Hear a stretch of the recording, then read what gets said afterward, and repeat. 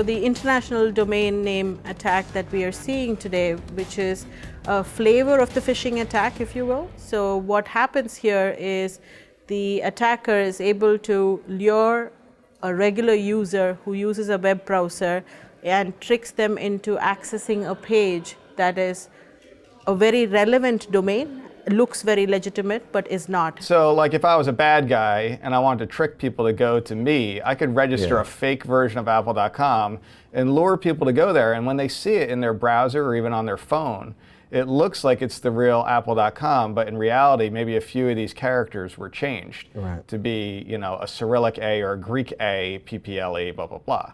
Most of the browser vendors said, okay, if it's mixed where you have, you know, one language and another language like the regular English, then we're not going to show that up here. We're going to show what it really is. And in reality, these internationalized domain names usually start with XN -- and then some characters. And there is like a translator thing. So this is an example of a Chinese one, XN -- S7Y, actually would show in the browser with this Chinese character in there. So this article is specifically about the fact that there's a little bit of a little hack around this, where if you actually use all characters in a particular language set, so in this example here, these are all actually Cyrillic characters that look almost, well, like they look identical to our English ones, then they will show it as the Unicode format. So that was identified. Google got was pretty quick to respond to it.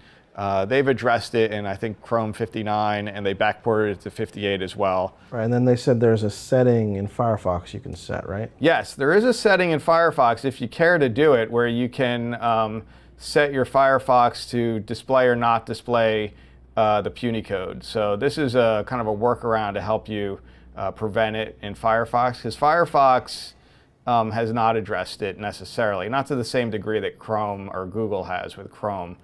So it's something that you might want to take a look at. But if you work in a large enterprise, this might not be as easy to deploy unless you do it with a group policy setting update or something of that nature. What is interesting about this one is it also used the SSL certificate, right? So we are trained to look for a malicious URL to not have the HTTPS. So I think this is really targeting that consumer, you know, who uses a regular browser and who's, you know, aware, probably saying, oh, I just need to make sure. It could be a PayPal site tomorrow, right? And you put in your credentials. So that's a really good point. So you look in this example here. This is this is not the real apple.com, but it is SSL secure. And I think they actually have a picture of it here. Maybe this one here, if I can bring it up really quickly, where you can see this is the actual certificate details, where this is what it really is registered to, which is the Punycode name, their internationalized domain name version of it. But in your browser, it looks like apple.com because they're rendering it as though it was all in that character set, the Cyrillic John, character what do you set. think a URL scrubber, like if you clicked on something like this at email, what do you think they would do? It depends. It depends on what you use for your email filtering. You know, certain vendors probably do a better job than others. The other thing that's important about this, I think, is that this, for SSL certificate, it had to get registered. So you would hope that the registrars of SSL certificates, not necessarily domain names, or even them too, should be kind of looking for this type of squatting on domain names with these fake internationalized versions to say, hey, we know you're up to some shenanigans here, and we don't like it, so we're not going to allow you to do that. You know, it looks like they just registered this one for a very short period of time, maybe 3 months or something here. Just a interesting kind of technique, and one that I didn't really realize if you had put it all in that same character set, it would actually work. And probably there's only certain domains you could do with that technique, because not all have the letters. And I think it depends on the whitelist of different of these browser vendors. It might or might not work. So right.